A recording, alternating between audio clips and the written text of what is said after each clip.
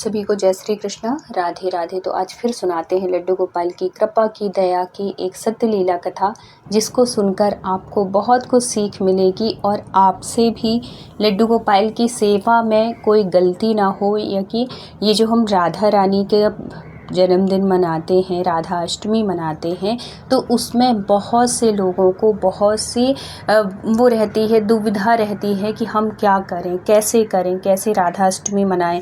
उन लोगों के लिए रहती है जिनके पास राधा रानी है नहीं, जो सिर्फ लड्डू गोपाल की सेवा कर रहे हैं, सिर्फ उनके घर में लड्डू गोपाल हैं और राधा रानी नहीं है। तो उनके मन में बार बार ये आता है कि हमारे घर में तो राधा रानी है नहीं, तो हम राधा रानी की सेवा कैसे करें। तो इस वीडियो के माध्यम से, इस सत्य लीला कथा के माध्यम से आप सब कुछ जानेंगे कि राधा रानी की सेवा हमें कैसे करना है और क्या गलती ना करें, क्या त्रुटि ना करें और कैसे हम राधा रानी की सेवा करें उस दिन, कैसे हम राधा अष्टमी मनाएं, जिससे कि हमारे लड्डू गोपाल भी बहुत खुश हो जाएं और हमारी राधा रानी भी और हमारे ऊपर बहुत कृपा बरसाएं। ऐसे ही हुआ इनके साथ में। जो प्रिया जी थी वो लड्डू गोपाल की सेवा कर रही थी, लेकिन उनके घर में लड्डू गोपाल तो थे लेकिन राधा रानी नहीं थी। अभी उनको सेवा करते करते 2 साल ही हुए थे, लेकिन उनके भाव बहुत जुड़े हुए थे अपने कन्हैया के साथ में, बहुत कृपा थी उनके ऊपर।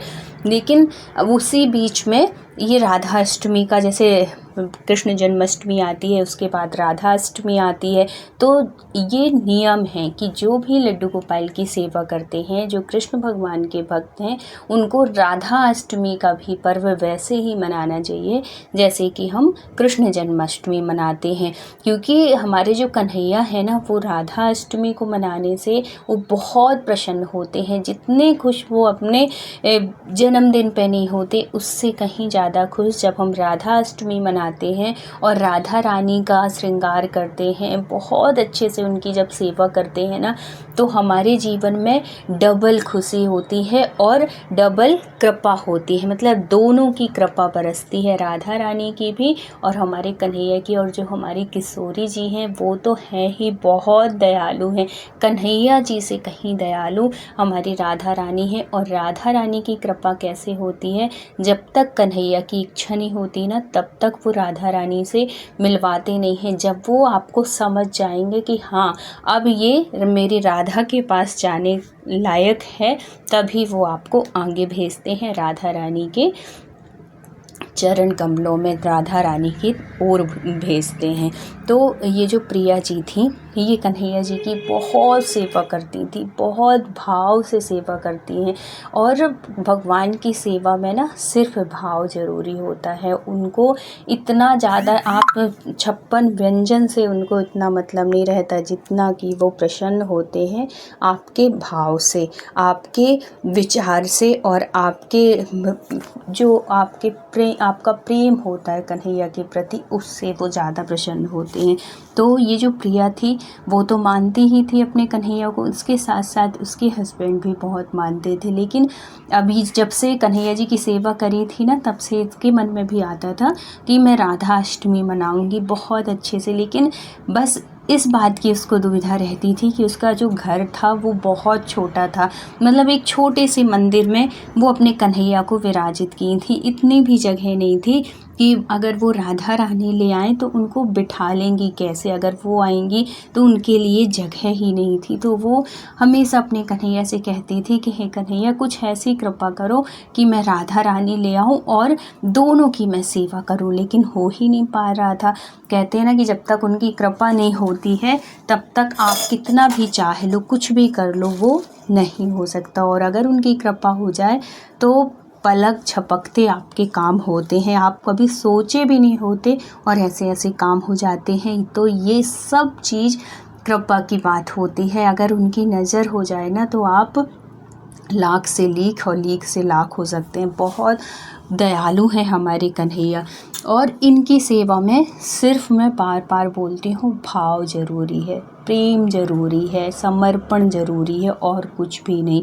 तो ये जो प्रिया थी वो थी ही बहुत दयालु। और भगवान जो होते हैं ना, जो हमारे कन्हैया होते हैं, वो अपने भक्तों का मन इतना पवित्र कर देते हैं, इतना निर्मल कर देते हैं, तभी उनको भगवान की भक्ति मिलती है। जो जितना पवित्र होगा, और पवित्र मतलब कि सच्चा हृदय वाला, किसी के प्रति कोई द्वेष नहीं, कोई कपट नहीं, कोई लोभ नहीं, कोई लालसा नहीं, इस तरीके का जो मन वाला होता है ना, भगवान उन्हीं को स्वीकार करते हैं।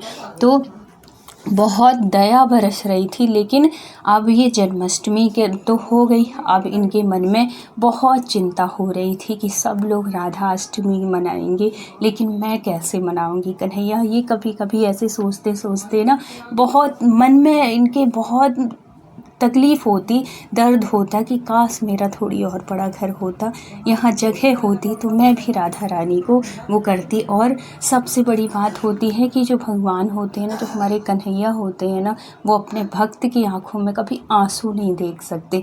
तो वो जब बड़ी उदास होती हैं कि मुझे राधा अष्टमी मनाना है, पर मैं कैसे मनाऊं।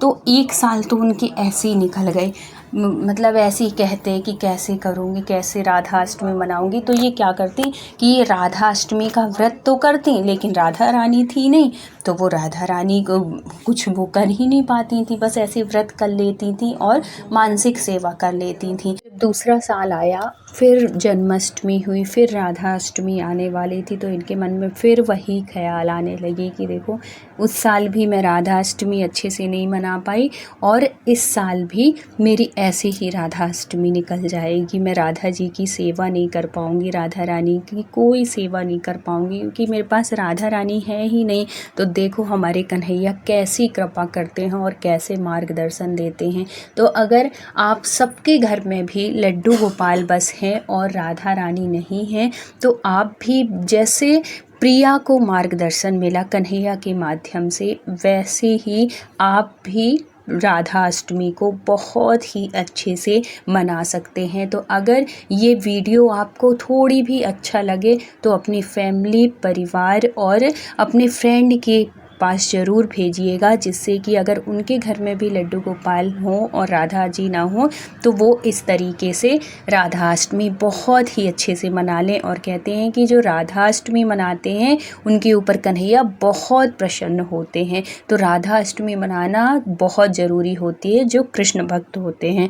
तो क्या होता है कि जब उनके मन में बार बार यही ख्याल आ रहा है, तो एक दिन स्वप्न में कन्हैया ऐसे स्वप्न देखा कि ये एक अनुभूति होती है, और ये अगर भक्त समझे, बस भगवान की ना यही लीलाओं को समझना होता है कि वो हमें क्या बताना चाहते हैं। तो वो एक दिन स्वप्न आया इस तरीके का, 2 दिन स्वप्न आया, तीसरे दिन वो समझ पाई प्रिया जी।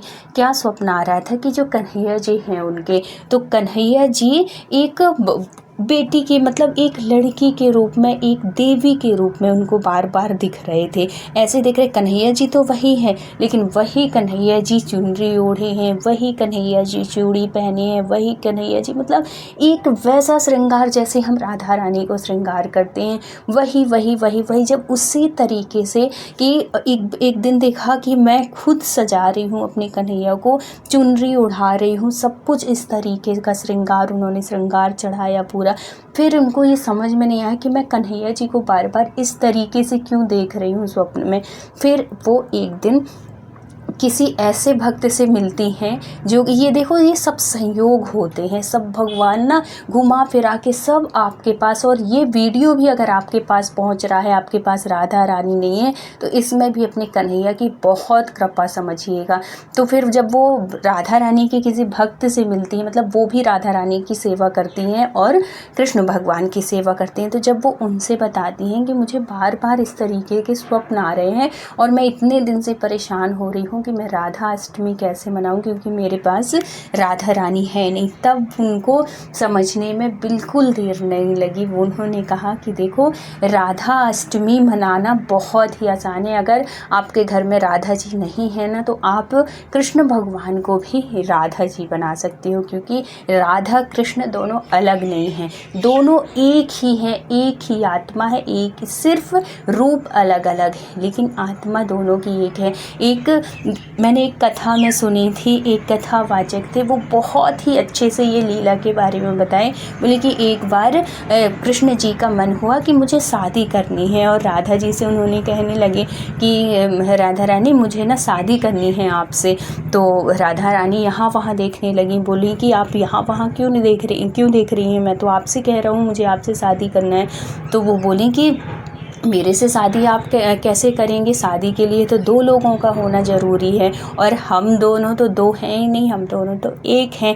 तो कहने का मतलब ये है कि राधा और कृष्ण 2 अलग नहीं है, सिर्फ रूप 2 हैं, बाकी आत्मा दोनों की एक है। इसलिए अगर हम राधा अष्टमी के दिन कृष्ण भगवान को राधा रानी का रूप देते हैं ना, तो वो बहुत प्रसन्न होते हैं, इतने प्रसन्न होते हैं, इतने प्रसन्न होते हैं ना कि आपको ज़रूर कोई ना कोई उनकी लीला उस दिन समझ में आएगी, अगर आपने भाव के साथ उनकी सेवा की और उनको बहुत सुंदर सा श्रृंगार किया। अपने ही कन्हैया को आप राधा रानी का रूप दीजिए, अपने ही कन्हैया को आप चुनरी बस जो जो जैसे राधा रानी का श्रृंगार करती हैं, चोटी बनाते हैं, वो सब कुछ आप कन्हैया जी को एक भाव के साथ, ऐसे नहीं कि सिर्फ एक काम करना है कि आज राधाष्टमी है तो हमें उनको सजाना है, सजाने के उससे नहीं, एक भाव के साथ कि मैं राधा रानी का ही श्रृंगार ऐसे कर रही हूँ। तो जब हम भाव के साथ करेंगे ना, तो वो कन्हैया हमारे भाव स्वीकार करते हैं, वो फिर हमारे ऊपर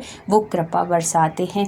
तो जिन भक्तों के पास अगर राधा रानी नहीं है तो अब वो बिल्कुल परेशान नहीं हो, वो अपने कन्हैया को ही राधा रानी का रूप दें और राधा रानी का श्रृंगार करें। और उस दिन बहुत ही अच्छे से, जैसे हम जन्माष्टमी मनाते हैं वैसे ही धूमधाम से आप राधाष्टमी भी मनाइए, वैसे ही भोग प्रसादी माता रानी के लिए, मतलब राधा रानी के लिए वैसे ही चढ़ाइए, वैसे ही वितरित करिए, वैसे ही भजन कीर्तन सब भाव के साथ वैसे ही करिए। फिर देखिए आपके जीवन में कितनी कृपा होती है। तो जब वो उनकी जो फ्रेंड थी, जो राधा रानी के भक्त थी, जब उन्होंने इस तरीके से बताया तो प्रिया इतनी खुश हो जाती हैं, इतनी खुश हो जाती, मतलब उनको जो इतने दिन से वो इतना मन दुखी कर रही थी, इतना वो हो रहे थे, तो ये समझो कि भगवान स्वयं उनके स्वप्न के माध्यम से आके बता के गए कि तो परेशान नहीं हो, मैं ही राधा हूँ और मैं ही कृष्ण हूँ, तो मेरा ही श्रृंगार कर।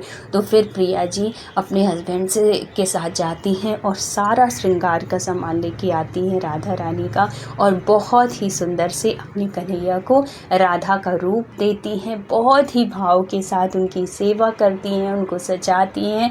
इतनी कृपा बरसती है, इतनी कृपा बरसती है कि उस रात उनको स्वयं राधा कृष्ण के दर्शन होते हैं स्वप्न में। और स्वप्न में देखो कृष्ण भगवान के ना हमें दर्शन कभी ना कभी, जो कृष्ण भक्त होते हैं वो मिल ही जाते हैं, लेकिन राधा रानी के दर्शन पाना बहुत ही सौभाग्य की बात है। जब वो बहुत कृपा करती हैं तब कहीं जाके हमारे मतलब हमें स्वप्न में राधा रानी के दर्शन होते हैं। और जब राधा रानी के दर्शन हो जाए ना, तो ये समझना कि उन्होंने आपकी सेवा स्वीकार कर ली और आपका हाथ अब उन्होंने पकड़ लिया है। तो अगर ऐसी सेवा करेंगे तो आपके ऊपर दोनों की बहुत कृपा होगी।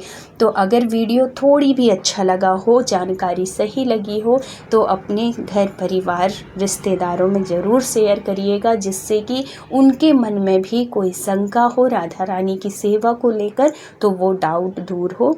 तो अगर वीडियो अच्छा लगा हो तो प्लीज़ लाइक, शेयर और सब्सक्राइब करिए। फिर मिलते हैं किसी नई जानकारी के साथ, सत्य घटना के साथ। जब तक अपना ख्याल रखिए, अपनों का ख्याल रखिए। Thank you so much full watch करने के लिए। राधे राधे।